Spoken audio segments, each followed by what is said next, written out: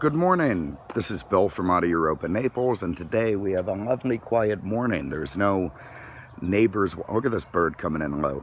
Look at this thing. What was that, a duck? Okay, hopefully he stays away.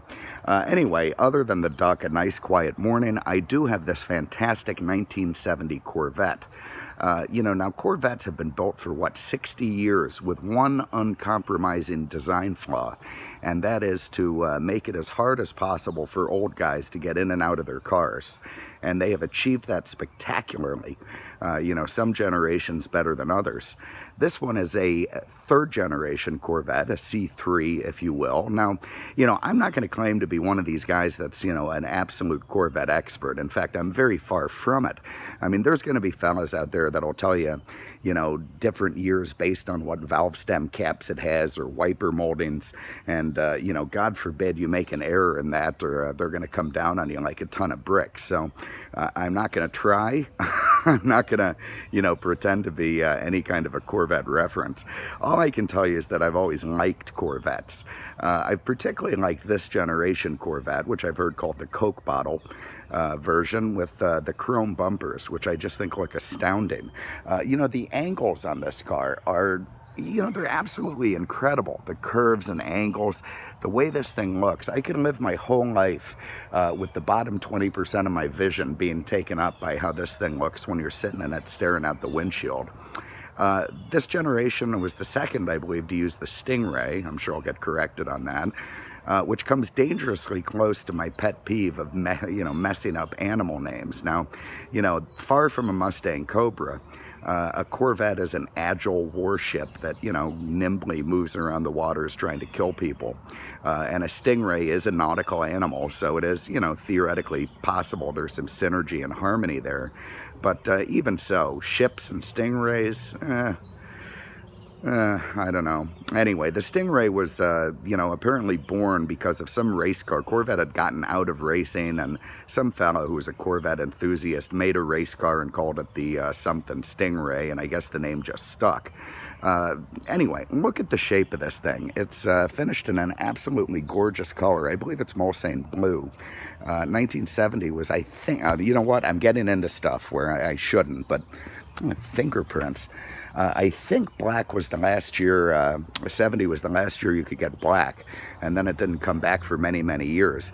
Now, I do know for a fact that 1970 was the last year of the high compression, higher horsepower engines that all went south when, the oil crisis hit. So, this was it. They also made a lot less 1970s than 1969s. Production really peaked in 69 and declined in 1970. Only about 6,000 of these convertibles were made.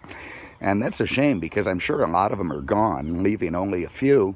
And what a great looking piece. I mean, going down the road, you get the thumbs up, you get the looks, you get, people waving, kids smiling.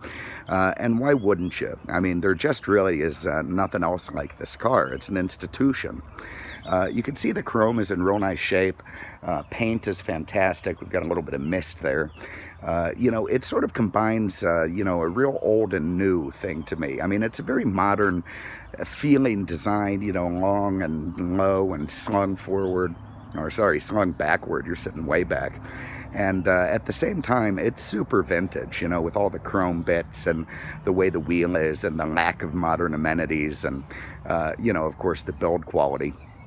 Anyway, I can't show you inside the trunk because there isn't one. You got a fuel tank up there. I can open, maybe. I can't. Anyway, everything's hard one-handed. You can see there's a great little cargo area back there with some bins. That was kept through many Corvette generations. It's got a beautiful new white soft top in there that looks fantastic with this blue color. And, if you want to stuff things in there, you can. Just reach behind the seat. Let's get the hood up. So again, last year the high compression, I'll read the little tag inside, but I think this is 10.5 to 1. I can't make the hood stay. I'm telling you, it's one of those mornings. All right, there we go.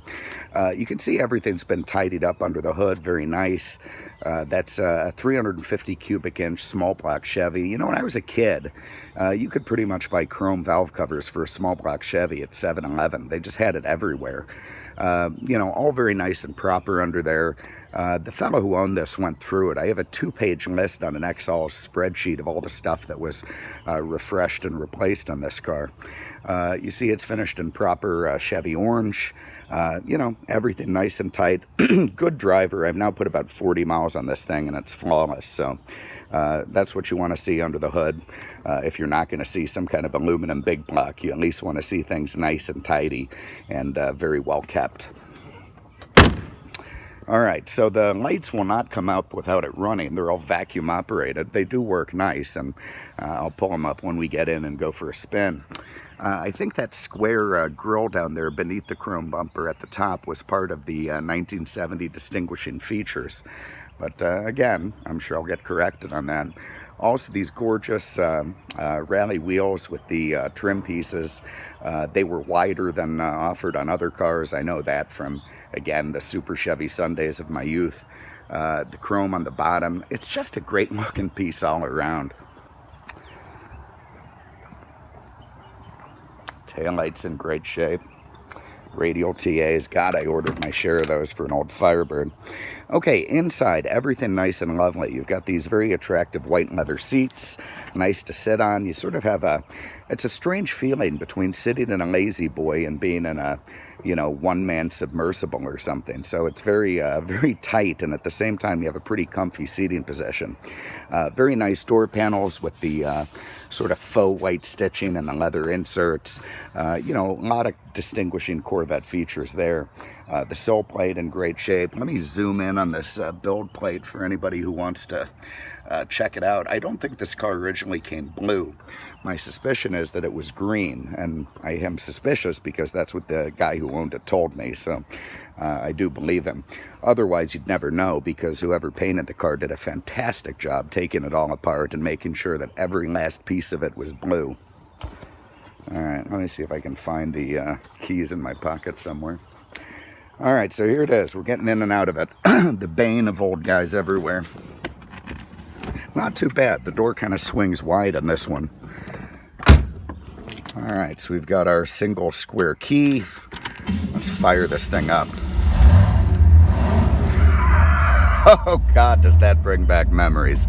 Okay, there is nothing quite like the roar of an old American V8 in the morning. With vacuum going, we can now hit the headlights. You see them come up. Very nice. Back down again. And there's that view that I'm talking about. I mean, there is just nothing else like that, with those sharp fenders on the left and the right, sloping down into the hood in the middle. It is just the coolest feeling sitting behind the wheel of this car. It has a beautiful wood steering wheel. Here you see just 61,000 miles on the clock. Is it original? Maybe. Who knows? Hard to say. The gauges look nice and proper. You've got a 5,000, maybe a 5,500 RPM red line, 160 mile an hour speedo. I wouldn't recommend that. It rolled nice at 70 this morning, but you know, I don't know. I don't think it's built for the triple digits, at least not with this setup. Apparently this dash is all new and replaced, which sure as hell looks it, because it's mint and lovely. You got your wiper controls here. You got the Corvette badge facing you. You got a full set of gauges staring at you. Very nice, and they're in good shape. Even when you start it up, the seatbelt thing glows, and then you push it to tell it to, you know, shut up. So you've got all these light indicators here. It seemed a little bit gimmicky to me, but you know, I'm sure it had its features at the time. So when the lights are on, it does some sort of fiber optic thing and glows here, so you can tell they're working. You've got your climate control, or what passed for it in 1970. You can direct your air, turn the fan on. UAC guys are going to be miserable. You better put the top down or leave it home on a hot day.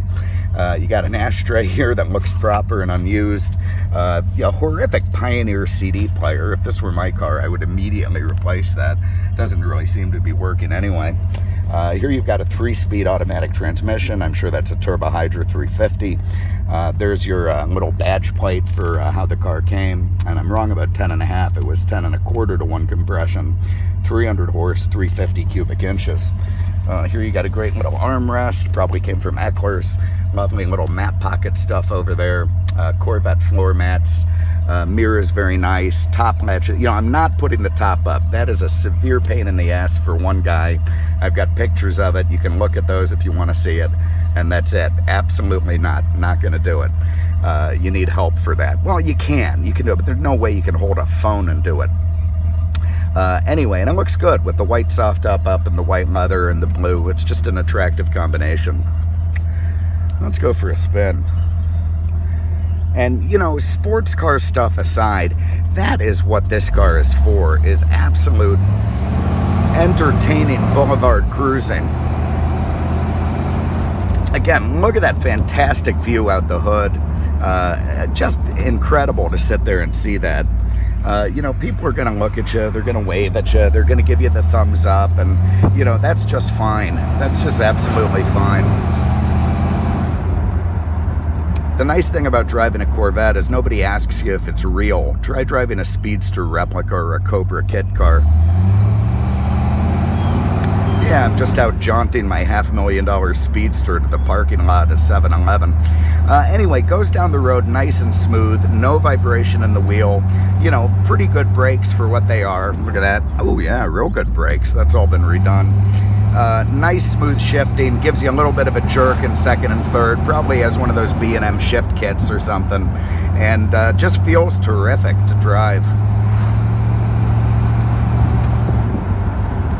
This guy's taking his life in his hands.